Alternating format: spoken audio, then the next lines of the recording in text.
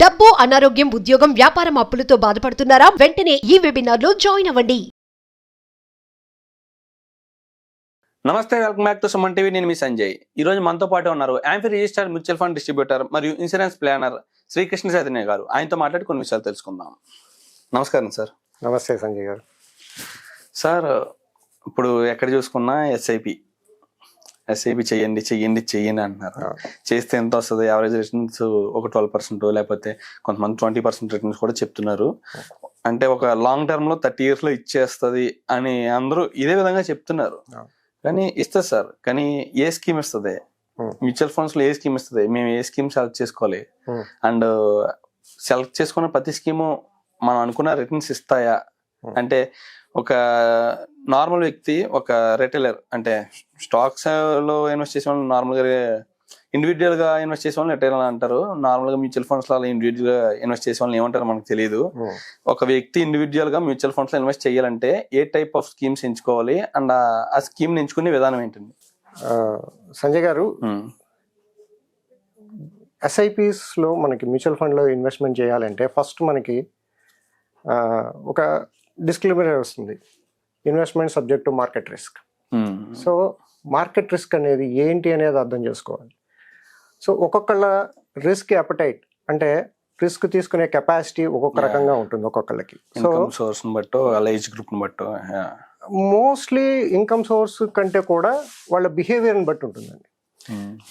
Investment ఎప్పుడు కూడా 20-30% technical, 70-80% behavioural invest. So behavioural దీంట్లో ఏంటంటే, ఇప్పుడు మేము చాలా మందితో మాట్లాడుతుంటాం. వాళ్ళు ఏమంటారు, సార్ నేను చాలా అగ్రెసివ్ ఇన్వెస్టర్ని, సో నేను ఎంతైనా రిస్క్ తీసుకుంటాను సార్. సో రిస్క్ తీసుకునే కెపాసిటీ ఎలా ఉంటుంది అంటే, ₹1,00,000 ఇన్వెస్ట్ చేస్తే 10,000 వచ్చింది అనుకోండి, వాళ్ళ హ్యాపీనెస్ మనం క్యాలిక్యులేట్ చేస్తే ఒక 1 to 10 స్కేల్లో తీసుకుంటే 10,000 వస్తే హ్యాపీనెస్ 5 దగ్గర ఉంటుంది. అదే ఇన్వెస్టర్కి 1 to 10 మధ్యలో ఒక 10,000 లాస్ వస్తే 8 to 9 మధ్యలో వాళ్ళ లాస్ బేరింగ్ ఉంటుంది. అంటే 10,000 ప్రాఫిట్ వచ్చినప్పుడు 5 దగ్గర వాళ్ళ హ్యాపీనెస్ ఉంటే, లాస్ వచ్చినప్పుడు 8 to 9% ఉందంటే వాడు అగ్రెసివ్ ఇన్వెస్టర్ కానే కాదు ఖచ్చితంగా. అంటే దెన్ దే ఆర్ ప్యానికింగ్. వాళ్ళకి ఆ 10% కూడా అంత ఇంపార్టెంట్ అని అనుకునే వాళ్ళు ఖచ్చితంగా అగ్రెసివ్ ఇన్వెస్టర్లు కాదు. సో ఆ అగ్రెసివ్నెస్ అనేది వాళ్ళు ఎవరికి వాళ్ళు అనేసుకోవడం కాదు. సో యాక్చువల్గా ఆ సిస్టంలో, ఆ సిచ్యువేషన్లో నుంచున్నప్పుడు వాళ్ళు ఎంతవరకు దాన్ని బేర్ చేయగలుగుతున్నారు అనే దాన్ని బట్టే వాళ్ళు రిస్క్ అప్టైట్ అంటాం. కానీ ఎక్కడ చూసుకున్నా ఈ న్యూస్లు, యూట్యూబ్ ఛానల్స్ వచ్చే న్యూస్లు, వీటి గురించి చూసుకుంటే ఎవరికన్నా కొంచెం ప్యానిక్ క్రియేట్ అవుతుంది. ప్యానిక్ సిచ్యువేషన్ ఏంటంటే మార్కెట్ లాస్ అవుతుంది, క్రాష్, బ్లడ్ బాత్, ఈ వార్డ్స్ అనగానే ఆటోమేటిక్గా ఒక ఇన్వెస్టర్కి టెన్షన్ అనేది సాధారణం. ఖచ్చితంగా. మరి అలాంటి న్యూస్ని ఎలా తీసుకోవాలంటారు? అంటే అదే చెప్తున్నాను, ఇదంతా మోస్ట్లీ హ్యూమన్ బిహేవియరల్ మీదే ఉంటుందండి. నేను చిన్న ఎగ్జాంపుల్ చెప్తాను, చిన్న స్టోరీ అనుకోండి. ఒక మంచి ప్లెజెంట్ ఈవినింగ్ ఒక ఆవిడ వాళ్ళ అబ్బాయిని తీసుకుని ఒక బీచ్కి వెళ్ళింది. సో ఒక 1 hour సేపు వాళ్ళు ఇద్దరు ఆడుకున్నారు, బాగానే ఉంది, క్లైమేట్ అంతా బ్రహ్మాండంగా ఉంది, దే ఆర్ ఎంజాయింగ్. సడన్గా ఏమైందంటే ఒక మబ్బులు మూసి సడన్ గా వర్షం స్టార్ట్ అయ్యింది. సో వాళ్ళు ఇంకా బయలుదేరదాం అనుకున్నారు. ఈ లోపల ఏంటంటే ఆవిడకు ఫోన్ వచ్చింది. ఫోన్ మాట్లాడుతుంటే జస్ట్ ఒక 1 or 2 minutes లో ఒక పెద్ద అల వచ్చి ఆ పిల్లాన్ని వెనక్కి లాక్కుపోయింది. సడన్ గా ఏమైంది, ఇప్పటిదాకా బ్రహ్మాండంగా క్యాజువల్ గా ఉన్న అట్మాస్ఫియర్ సడన్ గా పానిక్ అయిపోయింది. జనాలందరూ హడావుడి పడిపోతున్నారు, పిల్లల్ని తీసుకెళ్ళిపోయారు కదా. సో రెస్క్యూ గార్డ్స్ వచ్చారు, బీచ్ వాళ్ళు వచ్చారు, వెతుకుతున్నారు. వెతుకుతున్నప్పుడు ఏమైంది అంటే, ఒక 1 or 2 minutes ఈవిడ ఏం చేస్తుంది, ఈ లోపల ఏడుపులు, పెడబబ్బులు, దేవుళ్ళందరికీ మొక్కేసుకోవడాలు జరుగుతుంది. వితిన్ ఒక 2-3 minutes తర్వాత ఇంకొక పెద్ద వేవ్ వచ్చి ఆ పిల్లాడు బయట కొట్టుకొచ్చేసాడు. ఒక 2-3 minutes తర్వాత మళ్ళీ అందరూ ప్రశాంతం, ఆ పిల్లాడు కొంచెం ఫస్ట్ ఎయిడ్ చేశారు, లేచాడు, కూర్చున్నారు, అంతా అయిపోయింది. సిచ్యువేషన్ నార్మల్ అయిపోయిన తర్వాత ఆవిడ ఇంకా అక్కడే కూర్చుని ఉంది. అంత ఇదయిన తర్వాత జనరల్గా వెళ్ళిపోతారు, ఎవరు అక్కడ ఉండరు ఎక్కువసేపు. సో పక్కన వెళ్ళేవాడు, ఏంటండి ఇంకా కూర్చున్నారంటే, సార్ ఇందాక కొట్టుకుపోయినప్పుడు పిల్లాడి చెప్పులు వెళ్ళిపోయాయి, మళ్ళీ ఇంకో అలా వస్తే కొట్టుకొస్తాయేమో అని చూస్తున్నాను. సో జనరల్గా ఏమవుతుందంటేనండి, ఎంత డేంజర్ సిచ్యువేషన్ ఉంటే అది బయటకు రాగానే అది మర్చిపోతాం. అవును. సో ప్యానిక్ సిచ్యువేషన్స్ కూడా అంతే. ఆ ప్యానిక్ సిచ్యువేషన్లో ఉన్నంతసేపే ఆ ఇది గుర్తుంటుంది. ఇప్పుడు పాండమిక్ టైంలో చూస్తే పాండమిక్లో ఏం చేశారు, ప్రతి వాళ్ళు గ్రోత్ గురించి ఎవడు పట్టించుకోవాలా, safety, health insurance, term insurance, ఇంకోటి ఇంకా అంతకు మించి ఏం గుర్తులేదు. ఇవాళ రోజున హెల్త్ ఇన్సూరెన్స్ గురించి మాట్లాడితే చూద్దాంలేండి అయిపోయింది. ఆ సిచ్యువేషన్ నుంచి బయటకు వచ్చేసారు. మోస్ట్లీ ఏమంటామంటే టెక్నికల్ దానికంటే కూడా బిహేవియరల్ ఇంపాక్ట్ ఎక్కువ ఉంటుంది ఇన్వెస్ట్మెంట్స్లో. సో ఆ ఇన్వెస్ట్మెంట్స్ మనకి ఆ రేంజ్లో ఉన్నప్పుడు టెక్నికల్ చార్ట్స్ వల్ల ఉపయోగం లేదు. సో మీకు ఏం చెప్తామంటే స్కీమ్స్ ఉన్నాయనుకోండి, సపోజ్ మ్యూచువల్ ఫండ్ స్కీమ్స్లో జనరల్గా మనకి ప్రింట్ మీడియాలో మనకు వచ్చేస్తూ ఉంటాయి 1, 2, 3, 4, 5, 6 ర్యాంకింగ్స్ వస్తాయి. అబ్సల్యూట్లీ అండి. ప్రింట్ మీడియా వరకు ఏంటి సార్, టాప్ 5 మ్యూచువల్ ఫండ్స్ అని గూగుల్లో కొడితే వచ్చేస్తున్నాయి. ఓకే, సో ఆ టాప్ 5 స్కీమ్స్కి అవి ఎలా వచ్చాయనే దానికి వాళ్ళకేదో పారామీటర్ ఉంటుంది, అది కరెక్ట్ కాదన్నాం మనం, అవి వచ్చి ఉంటాయి. దాని సూటబిలిటీ ఎలా చెక్ చేస్తాం, అక్కడ వచ్చింది కాబట్టి 1, 2, 3, 4 మనకి సరిపోతుంది అనుకుంటే, మనం ఇందాక చెప్పాను కదా ఆ సిచ్యువేషన్లో ప్యానిక్లో మనం ఎలా బిహేవ్ చేస్తాం అనేది కదా ఇంపార్టెంట్ అక్కడ. సో ఇక్కడ ఏం చేయాలంటే జనరల్గా ప్రింట్ మీడియాలో మనకి వచ్చేవి 1, 2 స్కీమ్స్. సో వాటిని ట్రైలింగ్ రిటర్న్స్ అంటాం. అంటే డే టు డేట్, అంటే సపోజ్ అక్టోబర్ 24లో మాట్లాడుతున్నాం అనుకోండి, అక్టోబర్ 21లో ఇన్వెస్ట్ చేసిన వాళ్ళకి అక్టోబర్ 24లో వచ్చిన రిటర్న్స్ని trailing returns, 3 years returns. So మనకి ఇక్కడ ప్రింట్లో వచ్చే ప్రతిదీ ట్రైలింగ్ రిటర్న్స్. అంటే ఎగ్జాక్ట్గా 3 years బ్యాక్ ఏం జరిగింది, అప్పుడు ఇన్వెస్ట్ చేసిన వాడికి ఇప్పుడు ఎంత రిటర్న్స్ వచ్చాయి, దాని బేస్ మీద 1, 2, 3, 4, 5, 6. మార్కెట్ మరి అలాగే ఉంటుందా, అలా ఉండదు. సో ఇప్పుడు ప్రజెంట్ సిచ్యువేషన్ తీసుకోండి, suppose 2 months back June July టైంలో మార్కెట్ పీక్లో ఉంది. అవును సార్. ఇప్పుడు ఆల్రెడీ కొంచెం కరెక్షన్లో ఉంది.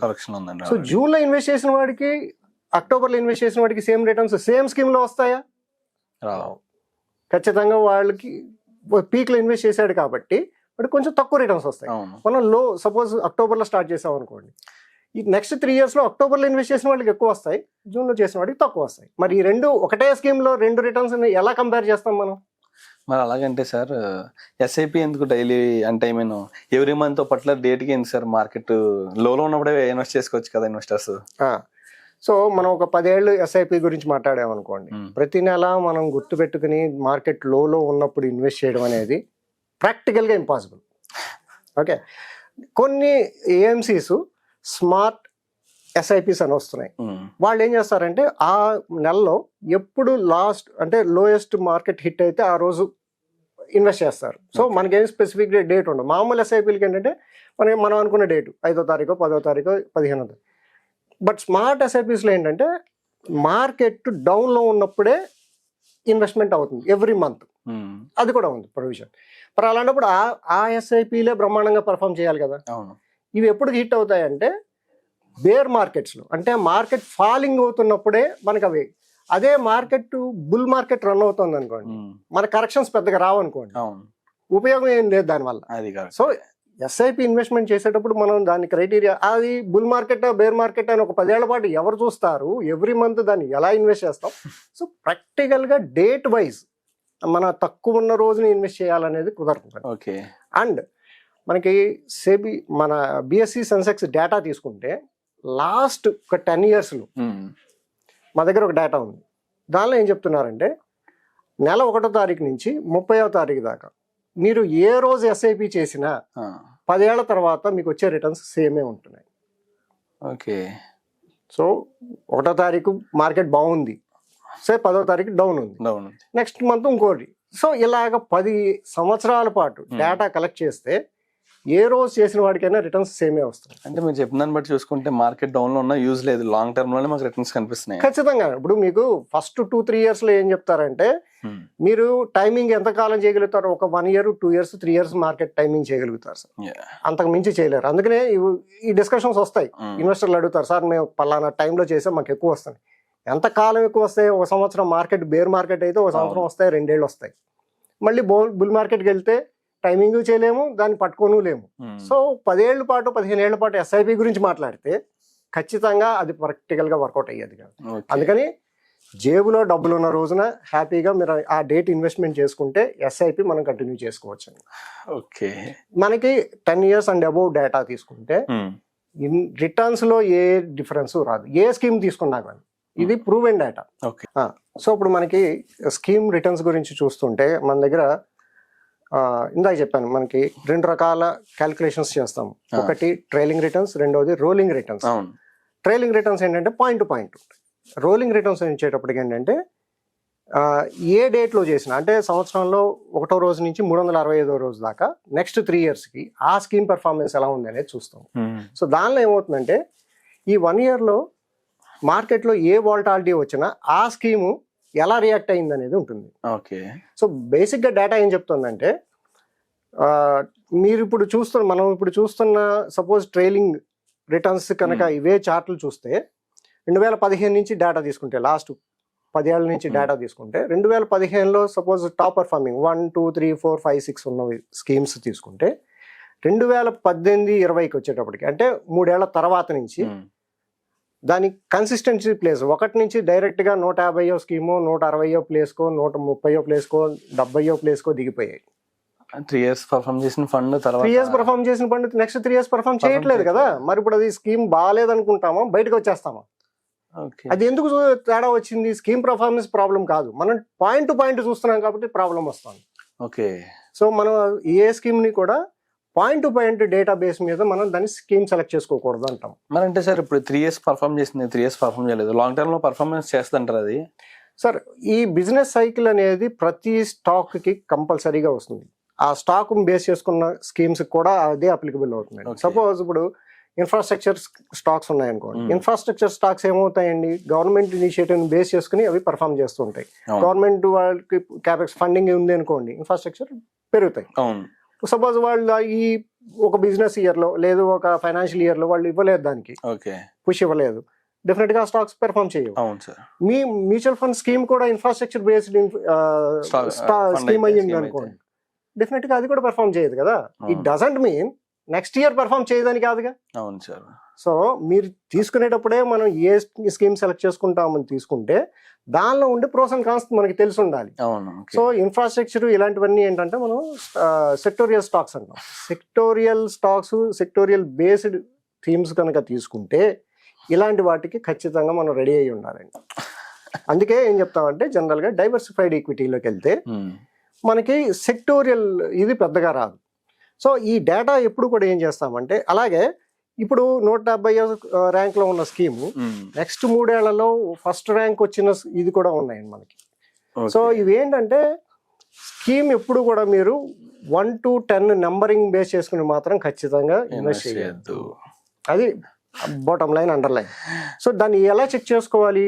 ట్రైలింగ్ రిటర్న్స్ కాకుండా రోలింగ్ రిటర్న్స్, ఏ సిచ్యువేషన్ లో ఆ స్కీమ్ పర్ఫార్మెన్స్ ఎలా ఉంది. సో ఇది డేటా జనరల్ గా బయట దొరకదు. అందుకని ఏమవుతుందంటే ఆ ప్రింట్ చేసిన డేటా పెట్టుకుని మనం డిఐవై చేసేసుకుంటూ ఉంటాం.